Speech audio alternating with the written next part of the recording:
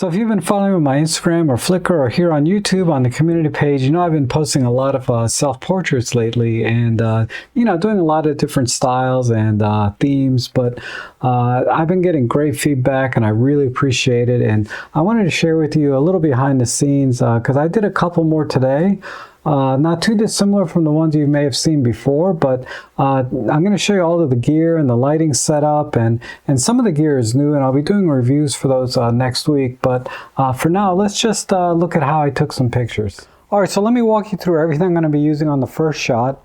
We'll start with the camera. I have the EM5 Mark III with the 14-42 kit lens, and this is mounted onto a rotatable mount, so I can go from landscape to portrait very easily. And all of that is mounted into this cage here, so I can externally mount the remote radio trigger here. So this will allow me to push the shutter button while I'm sitting at the desk. Over here I have the radio remote trigger for the flash, but we're going to be using all LED lighting, so this is actually turned off right now. And the cage itself is attached to a three-way gear head, so I can make fine adjustments to the composition if I need to. That together with being able to zoom in and out, it makes a very versatile setup. Now for lighting, we'll start with the key lighting. Over here I just have a 100 LED light here, 100 watt LED. It's a GVM something, and attached to that I have a Fresnel head. And what the Fresnel head does is it focuses the light into a beam so it doesn't spill off into the background or into other places. I want it to focus just on me where I'll be sitting. So that's all that's going to do is create that lighting. And on the desk here, I actually have another desk lamp, and this is going to provide lighting onto the desk.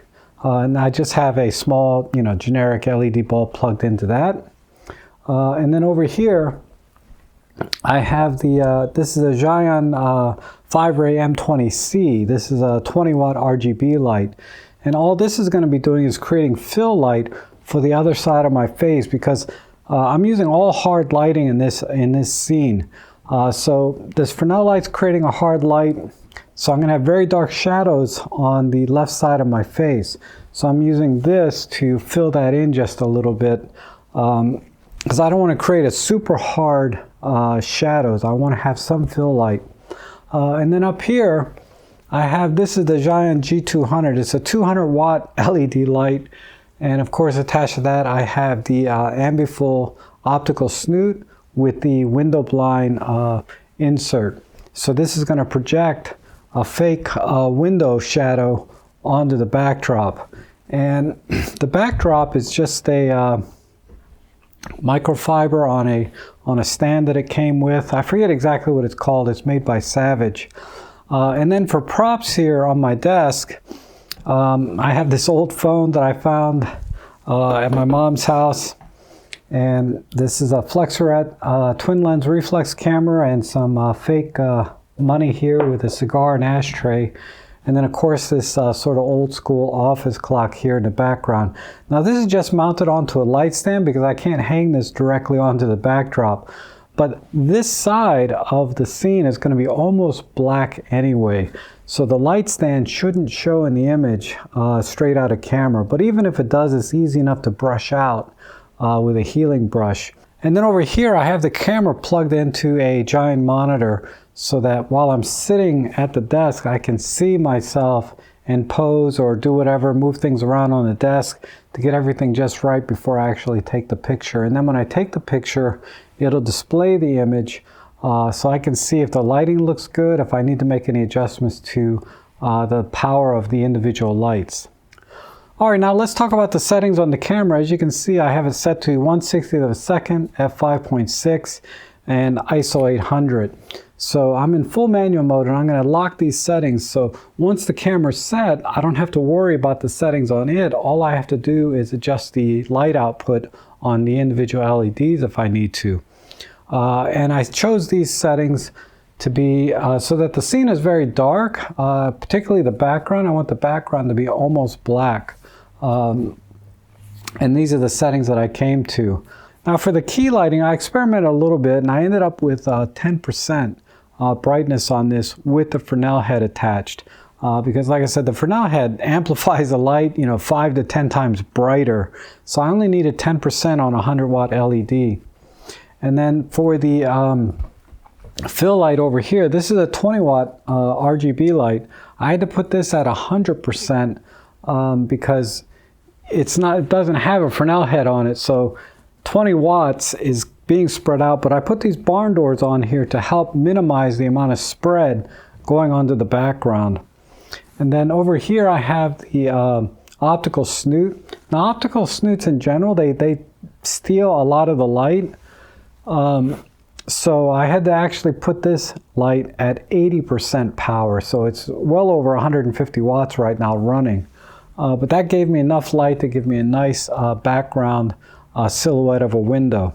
All right, so what I'm going to do is I'm going to build the lighting up in the scene so you can see exactly what each light is doing. So we'll start with the key light, of course. And we'll turn that on. And I'm going to take my position here and just see what we get. All right, so you can see I have this set at 10%. It's pretty good, but like I was telling you before, there's very, very harsh shadows here on the left side of my face. So we're going to turn on the fill light for that. But first, I want you to look at the desk, and you can see the desk is pretty dark. So I'm going to actually use this desk lamp to fill in some of the light onto the desk, like so. And I think that it's just enough light. This light I can actually adjust to be brighter, but I think that's just about right. Okay, now let's turn on the fill light.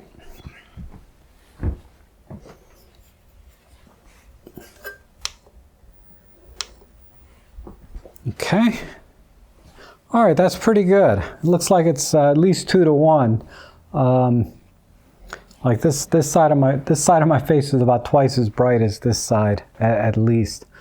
So that looks pretty good. So now all we have to do is add in the silhouette of the window here via the optical snoot. Okay, that's 80%. You see how that looks on the screen. All right, that looks pretty good. I think now we're ready to take the picture. So let me put on my outfit. I have my pinstripe suit. All right, put on my hat. Forgot one more thing. Let's turn on the smoke machine. Okay, I'm going to put this onto a timer.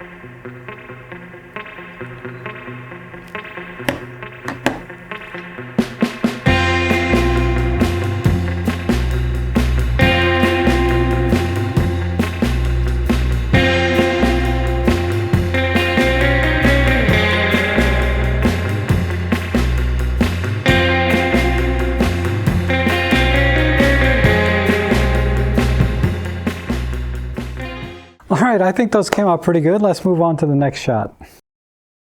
All right, so for this shot, I'm going to go for a Star Wars theme, and I noticed there was a lot of red and blue in all of their posters and things, so I'm going to try and imitate that. And I'm using all of the same gear. The only difference is in the optical snoot, I put a red gel, and I changed the light modifier to give me this circle with these streak lines going down the center. And then on the Fresnel light, I put a blue gel on it, and it's going to be focused on me and my face, basically the upper body. And I also am going to use the 20 watt RGB light. Now this doesn't need a gel because it's RGB, so I can just tell it to be blue. And the reason I have 2 of them is because I want to be able to put my hand out and for you to be able to see my hand. So let me demonstrate. All right, so as you can see over here, I have the Fresnel light projecting this blue light on the right side of my face, and then I have the red optical snoot over there. And what I want to be able to do is stick my hand out like this, like I'm using the force, but you can see my hand is completely dark because, again, the Fresnel light focuses the light into a beam. So that's why I need the second light. So let me just turn this on.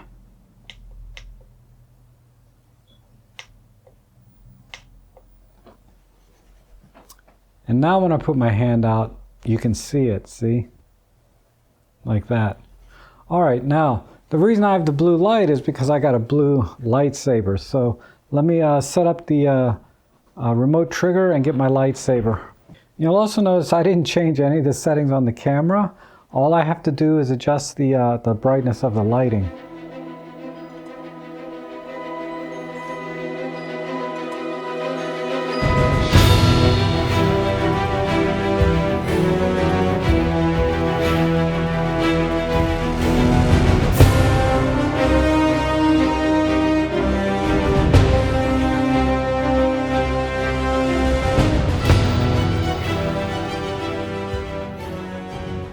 to continue doing self-portraits, practicing my lighting and drawing different themes. And I also have a few friends that might be interested in modeling for me, so that might be a little more interesting than just looking at me all the time. But anyhow, I hope you found these videos helpful. If so, consider buying me a coffee or making a small donation in the links below, because they help me to continue making videos like this, and they're greatly appreciated. Thanks so much for watching, and I hope to see you again soon.